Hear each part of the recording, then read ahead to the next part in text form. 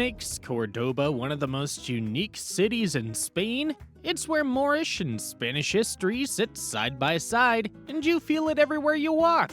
We're going through a complete 2-day plan that actually works, covering the historic center and key spots just outside it without wasting time or doubling back.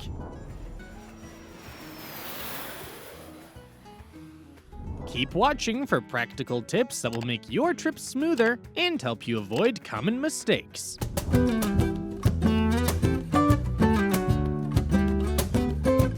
Day 1. Mezquita, Patios, and Old Town Exploration.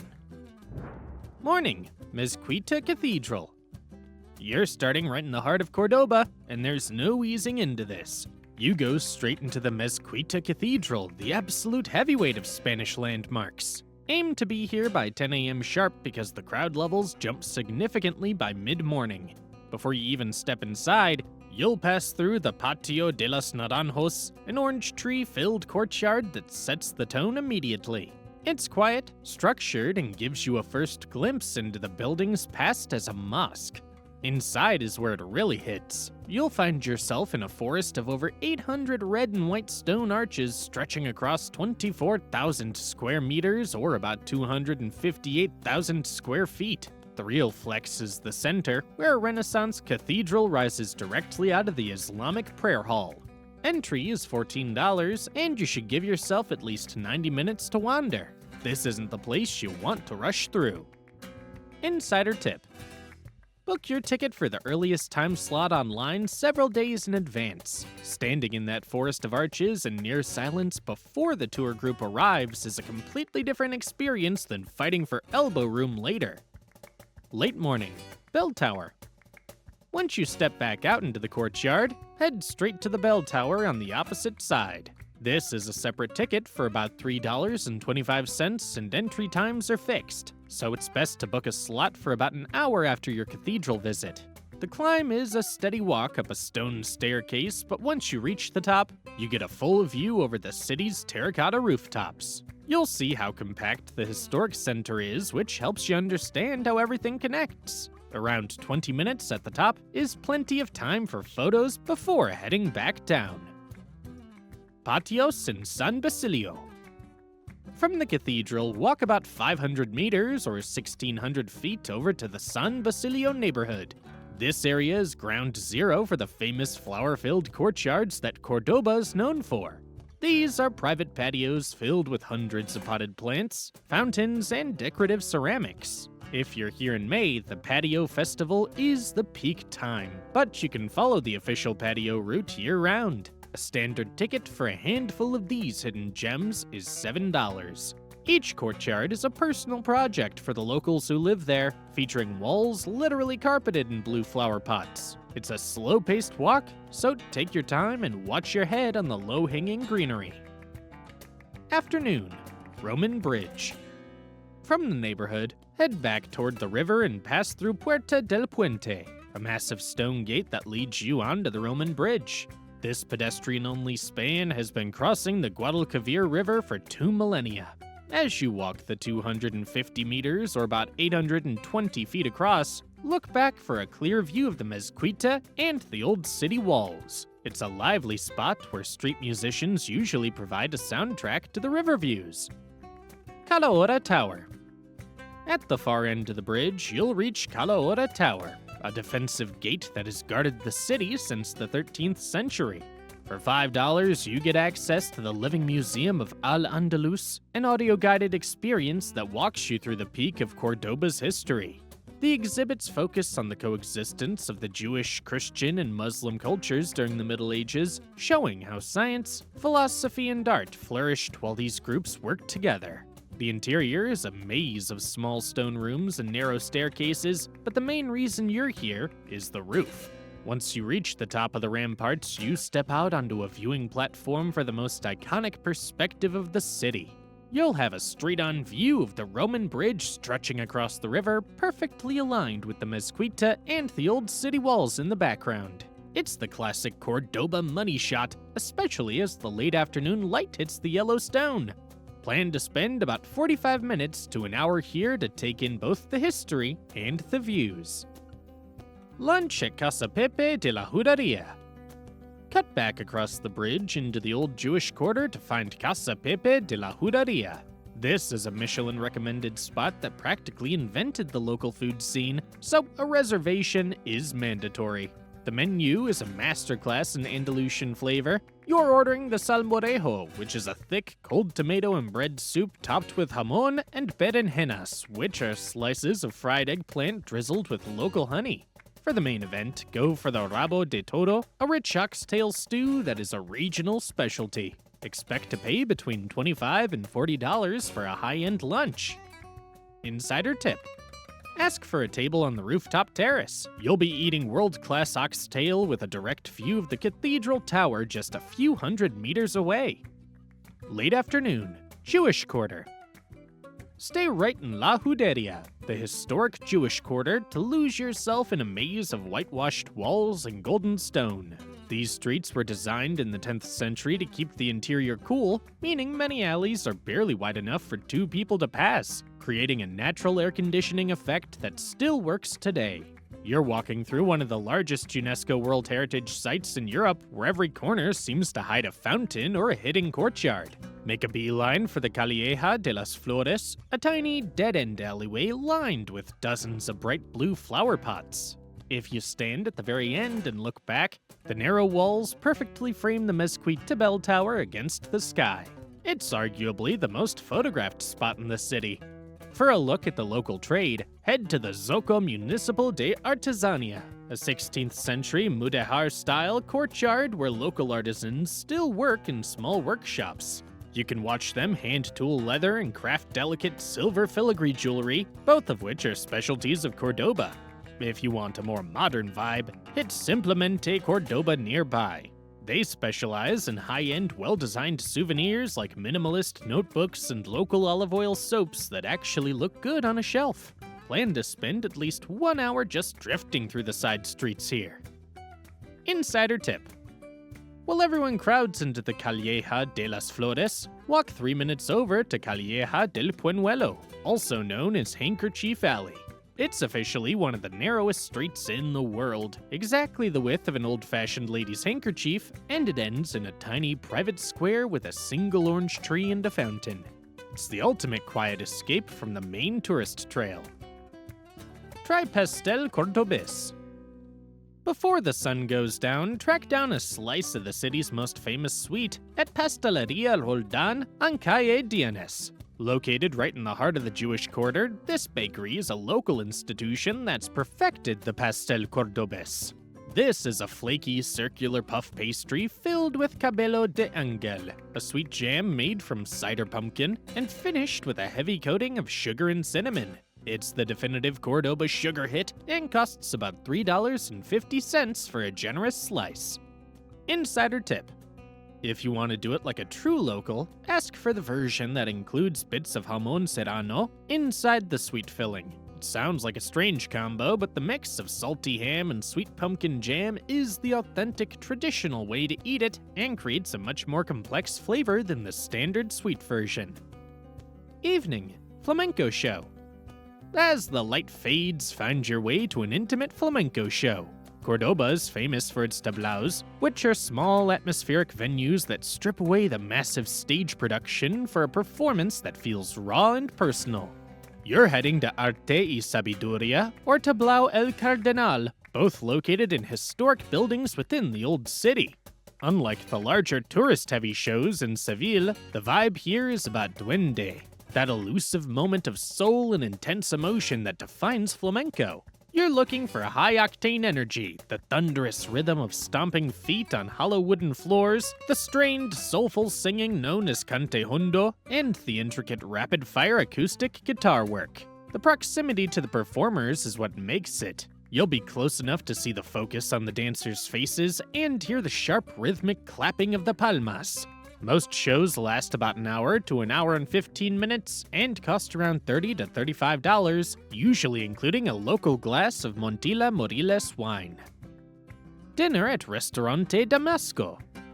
Finish the day at Restaurante Damasco. Since Cordoba has deep Middle Eastern roots, this Syrian-influenced spot is a perfect change of pace. Start with their creamy hummus and falafel, then move to the lamb kebabs or the makluba, which is a spiced rice and meat dish. Most meals fall between $20 and $30.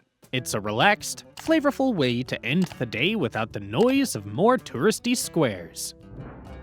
Day 2. Medina Azahara, historic squares and local experiences. Morning, Medina Azahara. Today starts just outside the city, and it's worth the early effort. You're heading to Medina Azahara, which is about 8 kilometers or 5 miles from Cordoba. This was once a massive palace city built in the 10th century, and today it stands as one of the most significant archaeological sites in Spain.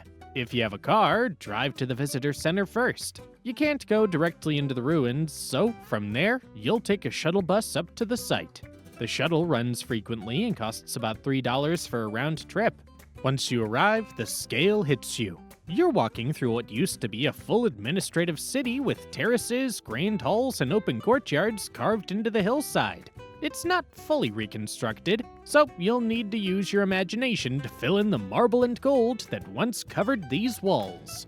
Plan to spend around 2 to 3 hours here, including the transport and time on site. Insider tip. Get here right when they open at 9 a.m. There's almost zero shade on the hillside, and the Andalusian sun is unforgiving even in the shoulder seasons. Going early ensures you beat the heat and the large tour buses. Afternoon, lunch at Taberna Góngora. Head back to Cordoba and go straight to Taberna Góngora near the city center. This is a no-frills traditional spot that feels like a local secret, specializing in wild game and fresh seafood. It's exactly where you want to be after a long morning of walking. The menu's packed with local classics, and you should order the venado en salsa, which is tender meat grilled in a rich, savory sauce, or the flamenquín, a deep-fried roll of pork and serrano ham that's a Cordoba staple. Most plates fall between $15 and $25. It's a high-energy place where the service is fast and the food is consistently excellent. Roman Temple of Cordoba. Once you've finished lunch, walk a few minutes toward the Roman Temple. It's located right in the middle of the modern city, so no extra travel is needed. The structure dates back to the 1st century AD, and what remains are 11 massive stone columns that tower over the surrounding apartments. You can't enter the site itself, but it's worth stopping for 10 minutes to take it in. Seeing these ancient ruins standing right next to modern-day glass buildings is a perfect reminder of how many layers of history are stacked on top of each other here. Plaza de la Corredera. From the temple, continue to Plaza de la Corredera. It's a short walk and the vibe shifts completely as you enter. This is one of the few large open squares in the city, and unlike the rest of Cordoba, it feels very Castilian with its uniform, deep orange buildings and arcaded walkways. This square used to host bullfights and public trials, but today, it's where the locals hang for a beer or coffee. Walk across the plaza or grab a quick seat on the terrace to watch the city move. You don't need to be here long. About 20 to 30 minutes is enough to soak in the architecture. Late afternoon, Viana Palace. Next, head to Viana Palace. This is one of the quieter highlights of the city and is often overlooked by people rushing between the bigger monuments. The main draw here is the series of 12 distinct courtyards. You'll move through various patios, each with a different design, ranging from the formal and structured to wilder gardens filled with fountains and orange trees. It feels much more intimate and less crowded than the public patios you saw yesterday. You can also buy a combined ticket for about $12 to see the interior of the palace, which is filled with 5 centuries of art and furniture. Plan to spend about 90 minutes exploring. Insider tip. Don't rush through the transitions between courtyards. The small details, like the pebble mosaics on the floors and the specific scent of the jasmine in each patio, are what make this place special. Evening. Tapas dinner at Bodegas Mezquita. Head back toward the historic center for dinner at Bodegas Mezquita. This is one of the most reliable spots for tapas in the city, and they have several locations right near the main sites. Instead of one big meal, order a mix of small plates to share. Go for the mazamorra, which is an almond-based cold soup similar to salmorejo, but creamier, or the grilled Iberian pork. Most tapas dishes cost between $6 and $12 each. It's a high-energy spot, especially in the evening, so expect a lively crowd and a great atmosphere to wrap up your final night. Equestrian Show. Finish your trip at the Royal Stables for an equestrian show at the Caballerizas Reales. This performance features world-famous Andalusian horses in a display of dressage and choreography set to music. It's a deeply rooted tradition in the region and feels like a genuine cultural showcase rather than a staged tourist performance. Shows usually start around 8 p.m. and last just over an hour. Tickets are around $18.50, and the setting inside the historic stone stables makes it a perfect, low-tempo way to end the mission. Useful info for spending 2 days in Córdoba. Best time to visit Córdoba. Aim for March to May or September to November. These months give you warm but manageable weather, usually between 18 to 30 degrees Celsius or 64 to 86 degrees Fahrenheit, which is ideal for walking the historic center. Summer gets extremely hot, often above 35 degrees Celsius or 95 degrees Fahrenheit, which makes daytime sightseeing difficult. Winter is quieter and mild, around 10 to 18 degrees Celsius or 50 to 64 degrees Fahrenheit, but with fewer events and shorter days. City airport tips. Córdoba doesn't have a major international airport, so you'll most likely arrive via Sevilla Airport or Malaga Airport. From Sevilla, trains take around 45 minutes and cost about $15 to $30. From Malaga, trains take about 1 hour and 30 minutes, usually costing $25 to $40. High-speed trains are the easiest option, running frequently and arriving directly in Córdoba's central station.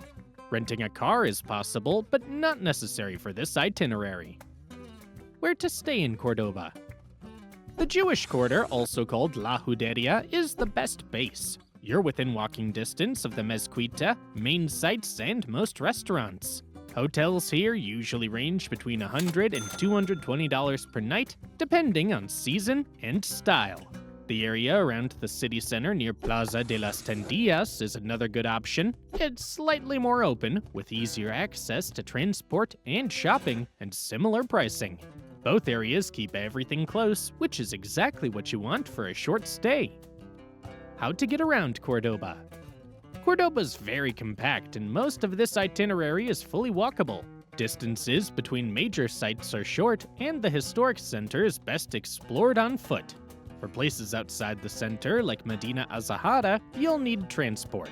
Buses and guided tours run regularly, or you can take a taxi, which usually costs around $10 to $15 one way. Inside the city, you won't need public transport unless you're staying further out. Where to eat in Córdoba? Córdoba leans traditional when it comes to food, but there's enough variety if you know where to go. For a reliable local experience, head to Bodegas Campos. This is one of the most established spots in the city, known for its classic dishes like salmorejo and flamenquín. Most main courses fall between $15 and $25, and the setting feels authentically Andalusian. If you want something more refined, book Noor. This is a Michelin-starred restaurant focused on historical Andalusian cuisine with a modern approach. Tasting menus usually start at around $120 per person, and the experience is highly curated. For a plant-based option, go to Amaltia. They serve vegetarian and vegan dishes like curries, tofu plates, and Mediterranean options, with most meals between $12 and $18.